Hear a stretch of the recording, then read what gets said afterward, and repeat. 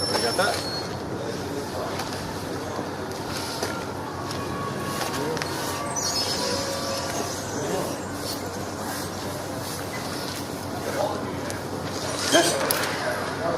Doodads are us.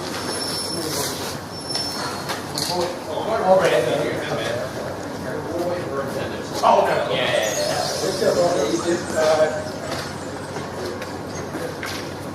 Core white area. I got like 49. Yep. Good. Thank you, Scott. Bag of doodads. I like it. All about the doodads.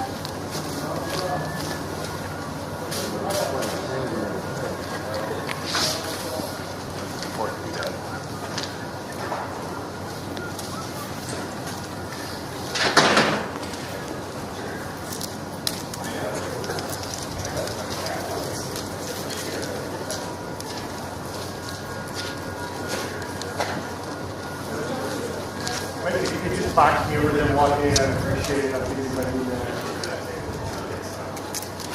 I don't even sitting out in the parking lot. Oh, cool.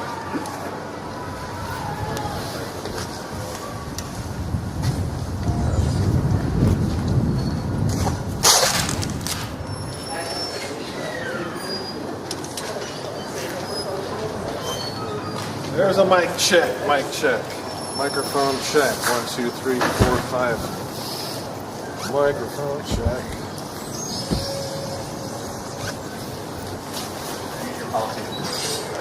I don't have one of those. I don't know what he's supposed to like.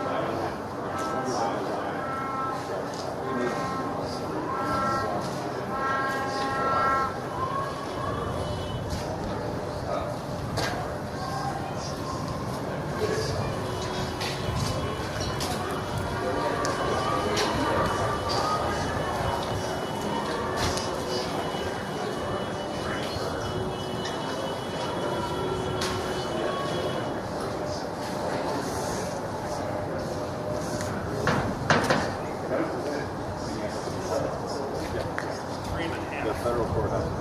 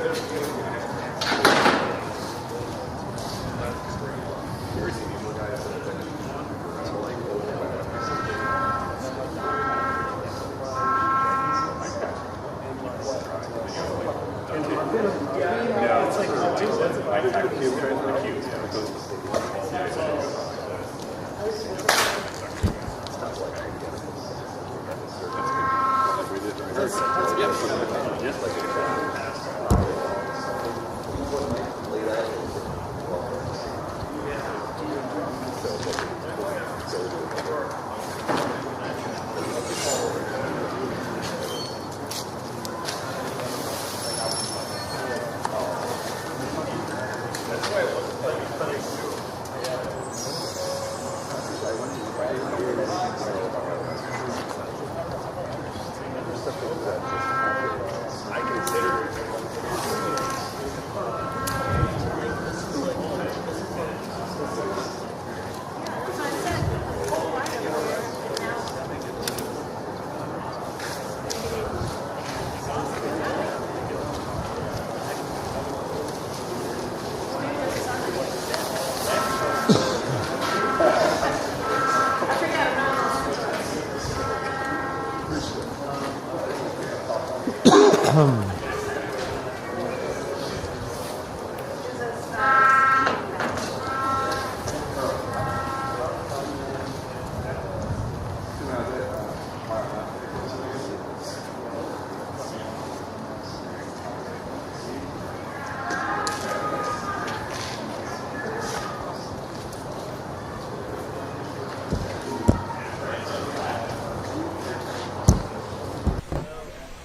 Rushed. We got to be on TV in about 45 seconds. It's never easy, man.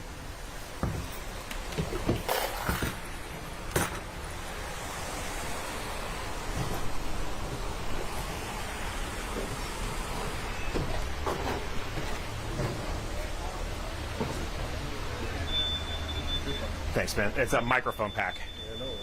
Thanks.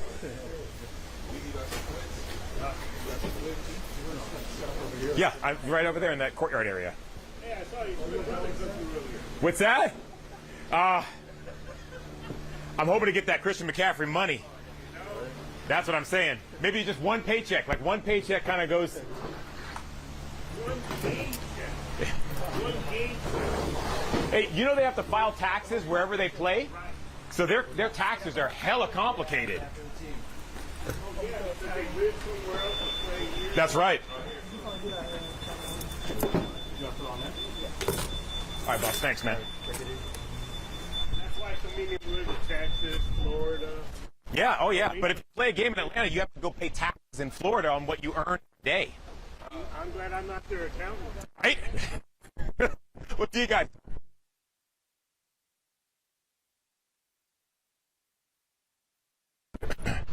Martin, let's do it here. There's nothing to see here, dude. Everything's out. Why don't we do it in the shade right there? I can't shoot into the sun if I'm in the shade.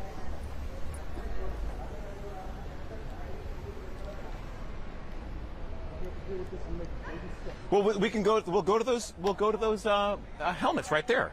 We have 2 minutes to get to the helmets. Try. Yeah, down. Hi, Delaney. How are you doing? How far out are we?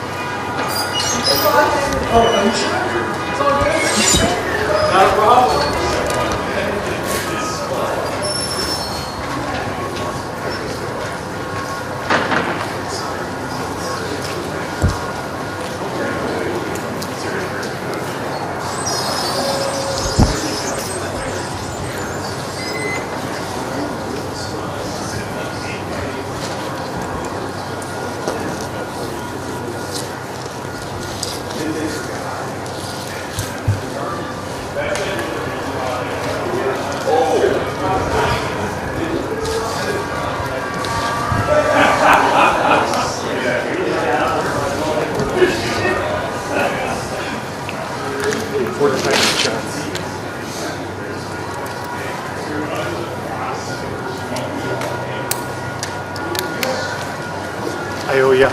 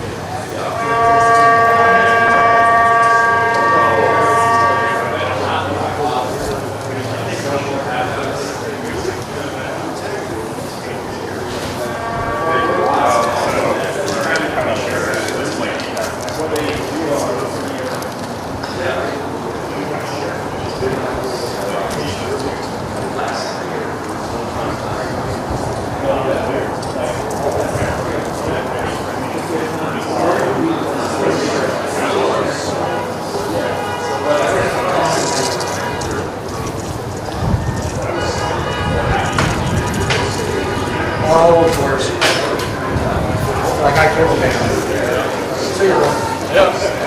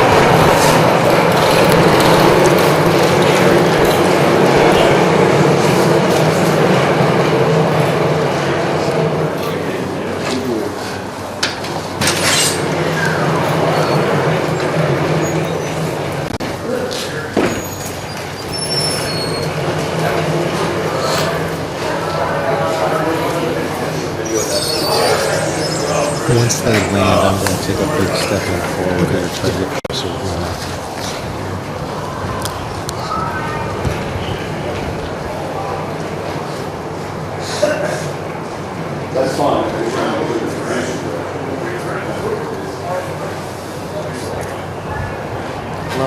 performer. Thank you. I'm actually Wisconsin Examiner, but I'm here for the week helping out with them. Okay, nice.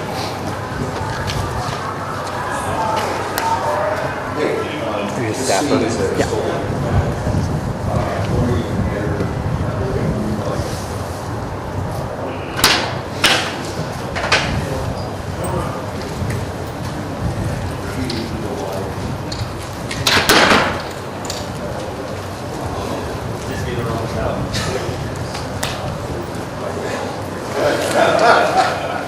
How's your time in Minnesota been? Not bad. I've been here a lot of the days. Okay. And then Do they normally let you get up this fast? Okay, that's... it's sort of like once y'all came in, it was like, we're gonna follow, try to stop us. Okay, we were wondering when that happened. I was talking to another staffer who has been here a couple times with their member, and they just said like every time it's like a very different experience. They're just...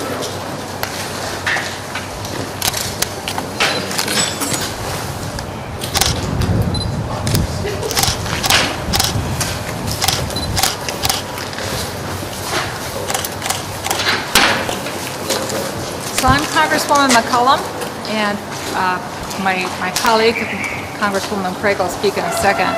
I've been in detention centers since the first Trump administration. I'm on the Appropriations Committee, where we just wrote into the appropriations law that the president signed again, saying that we would have access to detention centers to do life, health, and safety checks.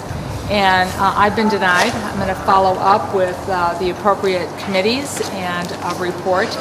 The reason that they gave me is totally bogus. As I said, I've been in many detention centers around the United States, including Gitmo. So I'm Congresswoman Angie Craig. I represent the 2nd District of Minnesota.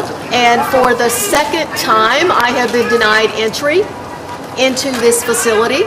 My congressional duties, the job that I was elected to do by the people of Minnesota's 2nd District, ICE continue to not allow me to do. It's just extraordinary. We have constituents in this facility. We are bound by our duties as members of Congress to be able to check on their health, their safety. Look, I've received reports that family members are being detained who have serious medical issues, and family members are not able to get their prescription drugs to them. We've received reports that there are U.S. citizen sections in many of these facilities, and at the end of the day, it is our job to show up and check on our constituents. So again, Kristi Noem and Donald Trump's ICE are not following the law. Clarify, what was the reason that they gave you? They said because of the lawsuit, there's only 13 people allowed in, and that's why in the last appropriations bill that was passed, we included again language that's been standard boilerplate language since the first Trump administration, that members of Congress can go and fulfill their congressional obligation for life, health, and safety, and to make sure that people are treated in humane conditions. As well as to Angie's point, we used to be able to have a regional person here in the Homeland Department of Security, so if somebody was detained, our staff could directly interface with somebody. Now we're told to email one big national number. So getting a hold of anybody over there to follow up on whether it's a citizen, somebody with a green card, or somebody that we need to make sure has their medicine, they've made it impossible for us to do that. So I'm so glad that they allowed our colleague, who's one of the plaintiffs, Congresswoman Morrison, to go back in, because she really can have ears and eyes on what's going on being a physician herself. So you've all read the stories, people going to the ERs with eight fractures on their skull, people not having their medication. I mean, this is not the way the United States and the Congress wants to see people treated. We're better than that, and we're here to make sure that she can speak for herself.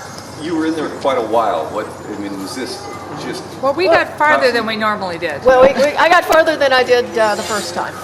Look, I will tell you one of the most concerning things that Congresswoman Morrison and I have experienced here is they put members of Congress in a waiting room when we come to perform our congressional oversight duties. What are they doing to get those detention facilities ready before we finally get to go down and look? We don't know. But there should be no wait. It is absolute law that members of Congress have the responsibility and right to perform these oversight visits. Again, this is the second time that Kristi Noem's ICE has not allowed me in. And look, I've been very critical of Kristi Noem's ICE. I have filed articles of impeachment against Kristi Noem. That does not take away my right to perform my congressional duties and look at these detention centers. People have told us that people are sleeping on the floors in there, shackled all the time, toilets are overflowing. What are your thoughts about this situation? I've seen situations like that. And once we see them, we bring them to the Department of Homeland Security and the folks that are running these facilities. We put a spotlight on it. That's our job, then, to come talk to the press. So just like they have these administrative warrants, which don't follow the law, which are against the Constitution, their little rule, keeping the two of us out, is also against the law. And we're going to speak up and we're going to speak out and do everything we can to make sure that the next time we come back, we're in there to do our duties of oversight. Can Congress hold hearings to look into this on Capitol Hill and say, why is this happening? Well, they could if my congressional Republican colleagues would speak out and grow a spine and show just a tiny bit of patriotism. I understand that Republicans have a Republican president, but I would remind my colleagues that they did not take an oath to a president. They took an oath to the Constitution, and would just continue to encourage them to follow their oath. How much does situations like this, where you're not allowed in, again, play into ongoing discussions about funding the Department of Homeland Security? Well, unfortunately, in the legislation that was passed in the big, not so beautiful bill, the Department of Homeland Security to carry out this operation here and around the country, this isn't the only place it's happening, has enough funding for the next 5 to 6 years. It's mandatory funding, so even in a shutdown, they get that funding. So many of us, especially on the Appropriations Committee, working with our colleagues on the authorizing committees, are figuring out a way we can keep that from happening. And I think this will just drive home, I think you might agree with me, what we're going to be asking for the vote that should come up in the next 6 to 7 days as we not negotiate, demand that the laws and the Constitution of this country be followed. And this is going to be part of that. Yeah, we absolutely, not one more penny to Kristi Noem's ICE until they start following the law, until they stop profiling our neighbors, until they stop wearing masks, until all of the things that we've been talking about, body cameras, accountability. It is simply unacceptable, the tactics that ICE are using in our communities right now, and we are going to be doing everything in our power to ensure that these guardrails are put in place before any funding bill will be supported by a number of us. I'm sure as hell not voting for a penny to Trump's ICE until these guardrails are put in place. I want to make a comment on the body cameras. In 2021, in an appropriation bills, we funded body cameras. In 2022, President Biden said the body cameras will be worn and the information will be transmitted. When President Trump took office, before these searches even started, he told them that they could put the body cameras away. So we just don't want to fund some of these things that are in this bill. That's why it's not a negotiation, or we're being nice about it, or we're asking the president's permission. We are demanding that the Constitution and the law be followed.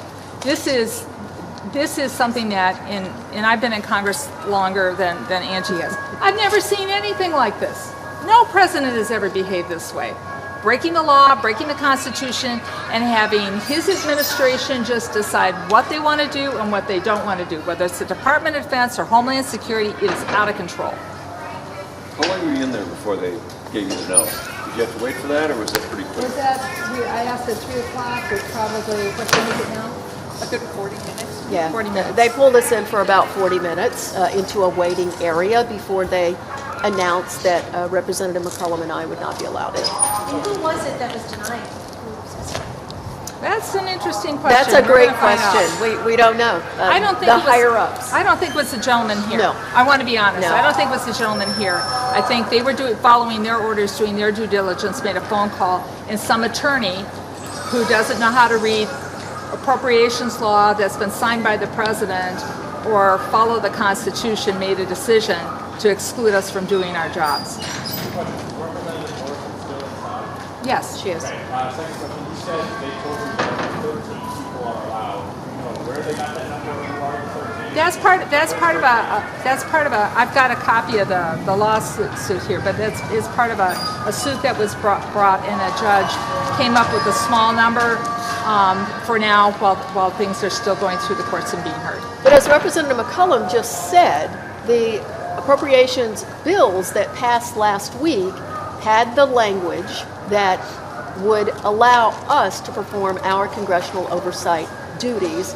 And Donald Trump just signed it into law again, and now is ignoring a bill and law that he just signed. Which tells me they don't want us in these facilities. So I'm so glad Congresswoman Morrison's in there, because she'll speak the truth.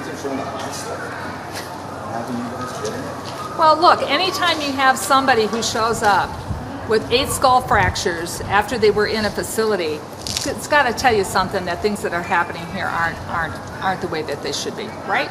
A couple of weeks ago, we were working to try to get insulin to someone who had been detained, who desperately needed their medication. The week before that, we were desperately trying to find a constituent before he was moved to El Paso who needed his medication. So do I think things are happening in this facility that are anti-American and anti-patriotic? You bet I do. Okay. Thank you all.